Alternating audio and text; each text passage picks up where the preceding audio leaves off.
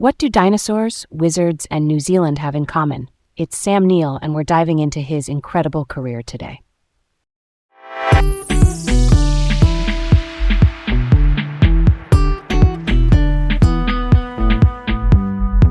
I'm Leah, and I'm honestly so excited for this one. There's so much range to talk about.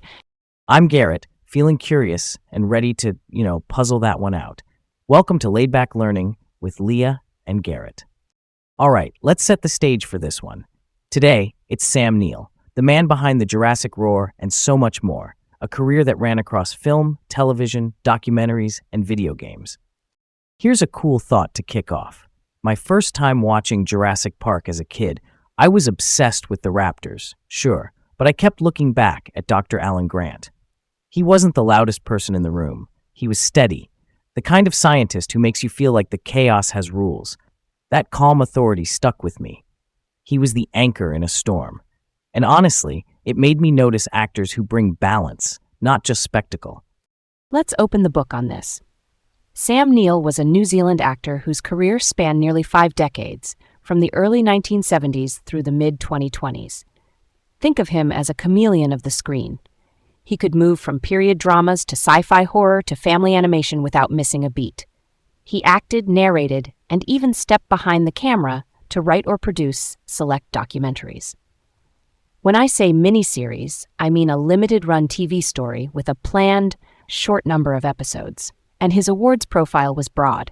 Career totals include nominations for Golden Globes, Primetime Emmys, and a BAFTA Television Award.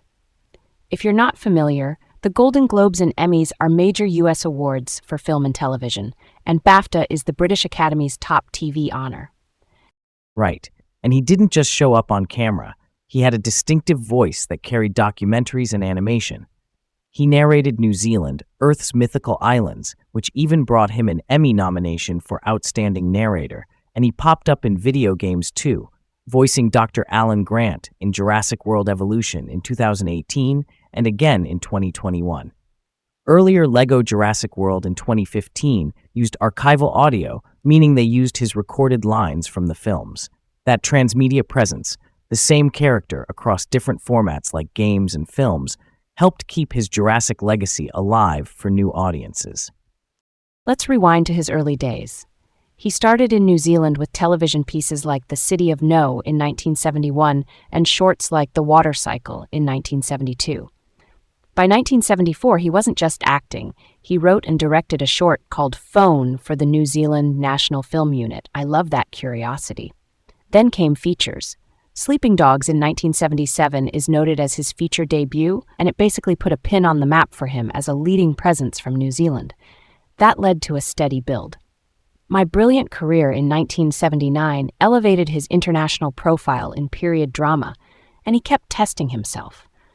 Rayleigh, Ace of Spies in 1983 got him an early Golden Globe nomination for a miniseries performance, which is impressive for that stage of his career.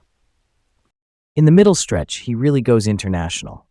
In 1981, Omen 3, The Final Conflict, has him as Damien Thorne, the adult Antichrist, a bold, dark choice. The same period also has Possession, a psychologically intense film, so he's already toggling between big concept horror and art house risk. By 1988, Evil Angels, also known internationally as a major Australian legal drama, earned him the AATA Award for Best Actor. AACTA is basically Australia's Oscars and Emmys rolled together. In 1990, he's in a major submarine thriller as First Officer Vasily Borodin, a pivotal studio moment. Then 1992 brings Memoirs of an Invisible Man with a Saturn Award nomination. The Saturns honor sci-fi, fantasy, and horror. And 1993 is a double landmark. The Piano, a powerhouse period drama that earned him an ACTA nomination, and Jurassic Park, where Dr. Alan Grant becomes a global touchstone. Also, he never paused TV movies. That same year, he's in Family Pictures, and another TV film credit too. That kind of output, across formats, is wild. Then the late 1990s into the 2000s show pure range. In the Mouth of Madness in 1994 is a cult horror favorite. Restoration in 1995 has him as King Charles II, and in 1998, Merlin earns him both Emmy and Golden Globe nominations for playing the legendary wizard. That's serious prestige TV. He circles back to blockbuster sci-fi in Event Horizon in 1997, and by 1999 he's in Bicentennial Man, a mainstream science fiction drama. In the 2000s, he keeps that high-low mix. He portrays Thomas Jefferson in the 2000 miniseries Sally Hemings, An American Scandal, returns as Dr. Alan Grant in Jurassic Park 3 in 2001, and does Jessica in 2004, winning a Logie for Outstanding Actor. The Logies are Australia's big TV awards. Then comes The Tudors in 2007 as Cardinal Wolsey, with award nominations following. More recently, there's Peaky Blinders in 2013-2014 as Major Chester Campbell, a modern classic of UK crime drama set in post-World War I Birmingham. And I love that he also had fun with cameos, Thor Ragnarok in 2017 and Thor Love and Thunder in 2022 as the playful Odin actor. And he never stopped adding new colors. Hunt for the Wilder People in 2016 brings warm humor and heart in a New Zealand story. He voices in Legend of the Guardians in 2010, pops up in Family Fare like Peter Rabbit in 2018, where he plays Mr. McGregor, and also voices Tommy Brock, then returns to voicing in Peter Rabbit 2 in 2021. He takes on Lord Carnarvon in Tutankhamun in 2016, and returns to Dr. Grant again almost 3 decades after the original in Jurassic World Dominion in 2022.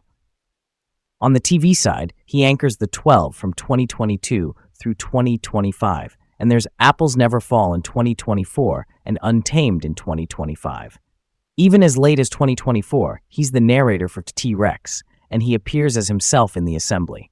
That's continuity, from 1971 right up until shortly before his passing in 2026. The credits keep rolling.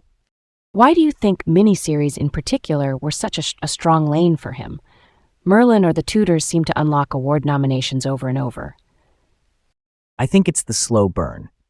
A miniseries gives you room to build layers without filler. His screen presence is measured. He's great at living in a character's moral gray zone over time, which suits historical or mythic figures. Plus, those productions tend to be prestige-minded, so the voting bodies are watching. And he had that authority vibe that fits leaders, scientists, and power brokers. It's like the format met the performer right in the middle. Okay, here we go. A question with some weight. What if Sam Neill had focused more on writing and directing rather than acting? He did write and direct Cinema of Unease in 1995, which was personal and reflective, and he wrote and produced Why Anzac with Sam Neill in 2016.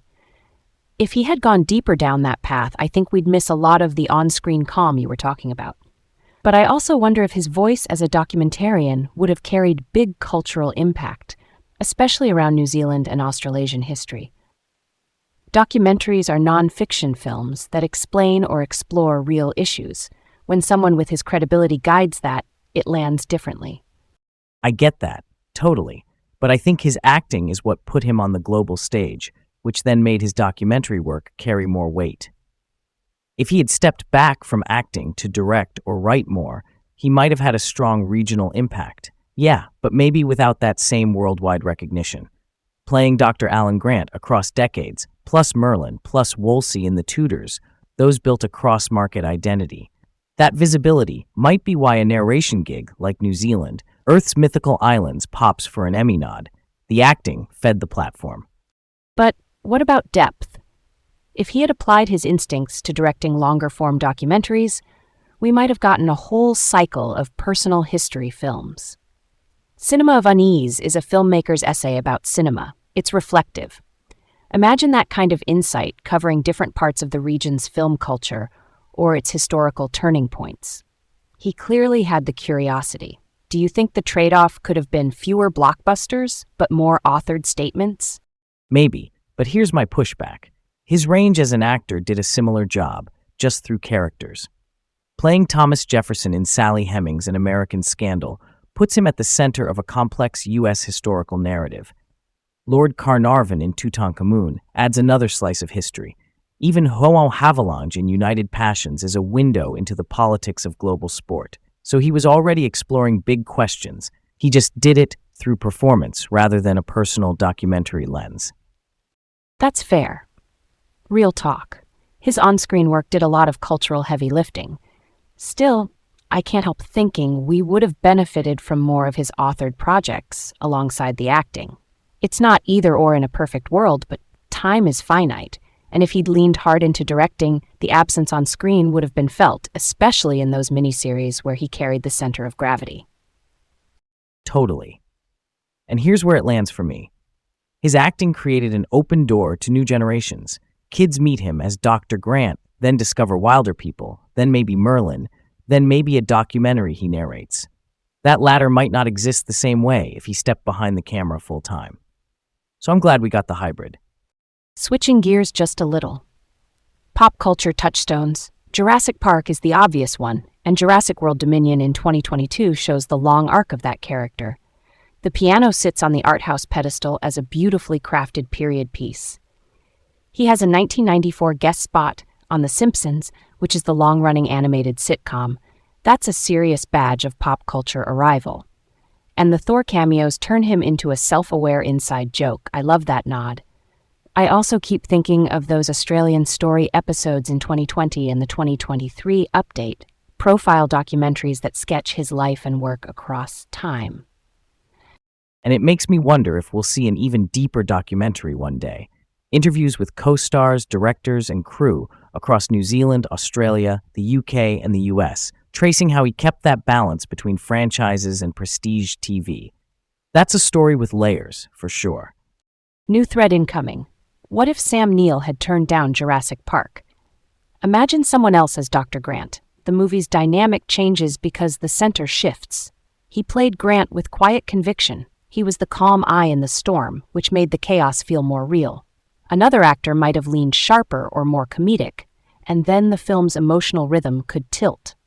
For Neill, without Jurassic Park, maybe the piano still shines and Merlin still arrives, but the global spotlight moves a little. He might have become the actor cinephiles rave about, while mainstream audiences take longer to discover him. I'm with you, and I think his filmography would probably skew even more toward indies and prestige TV. He might be the guy people point to for Event Horizon and In the Mouth of Madness as cult pillars, plus Riley, Ace of Spies, and Merlin as the big TV landmarks. Still a fantastic career, just a different entry point. Without Jurassic Park, the video game voice roles as Dr. Grant in 2018 and 2021 probably don't happen. That transmedia anchor disappears. So the mainstream brand is smaller, but the depth for genre fans and drama lovers might be even more intense. And here's a quirky twist on identity. In 1989, he was credited as John Dermott in Shadow of China. If he'd missed Jurassic Park and had more of those smaller, unusual credits, he might have been one of those actors people recognize everywhere but can't place from one giant franchise, which has its own kind of cool mystique. But I'm glad we have the through line of Dr. Grant connecting decades of viewers. So there's your big picture, from Sleeping Dogs to Dominion, from Merlin to The Tudors, from narration to playful cameos. It's a career with reach and heart. All right, that ties it up nicely. Thanks for hanging with us, stay curious, and we'll catch you next time.